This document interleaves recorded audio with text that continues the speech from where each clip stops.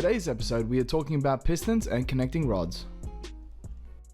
Here we have a piston. Now its function is to take energy from combustion and turn it into power and torque. Now, the pistons by themselves can't seal the combustion chamber of a cylinder. They need some help from special seals known as piston rings. Now there are 3 piston rings. The first is known as the compression ring, which seals the combustion chamber. The second is another compression ring to aid the first. And the last one is known as the oil control ring and is made up of 3 parts.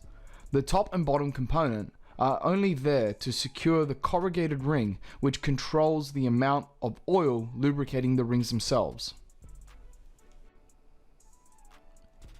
Now, as I'm assembling this, there's a little note that I have to give. Now, the second ring is made out of a cast material. It will snap, but the others are a little bit more malleable. You can twist them on.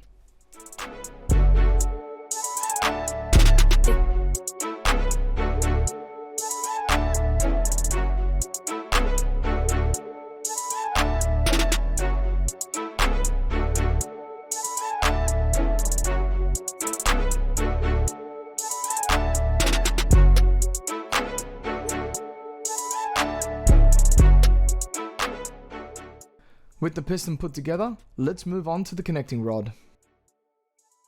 The connecting rod, as the name suggests, connects the piston to the crankshaft, and there are 2 half-moon darker bits of metal known as bearings. Now they're a sacrificial material. Now they're usually made up of zinc, and they are designed to take on any damage that may occur from lack of oil, pressure, whatever it may be, before the connecting rod or the crankshaft does. Now, it's also responsible for taking up a tiny amount of space between the connecting rod and the crankshaft. Now, this piece here is known as a gudgeon pin or a wrist pin. Now, this secures the piston to the connecting rod. Now, they're usually made out of a tough bit of material, usually steel, and they have to take on the brunt of combustion and also the change of direction that occurs when the piston travels up and down.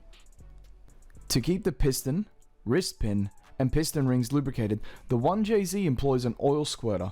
It receives oil pressure from oil passages in the block and shoots oil up and onto the back of the piston. Now, with everything together, we just have to install them. Now, there is a specific alignment to your piston rings, and there's a certain gap that has to be present. I'll place a link in the description for an explanation on why that's important, but for now, there's a certain gap that must be present and the ring gaps must not line up.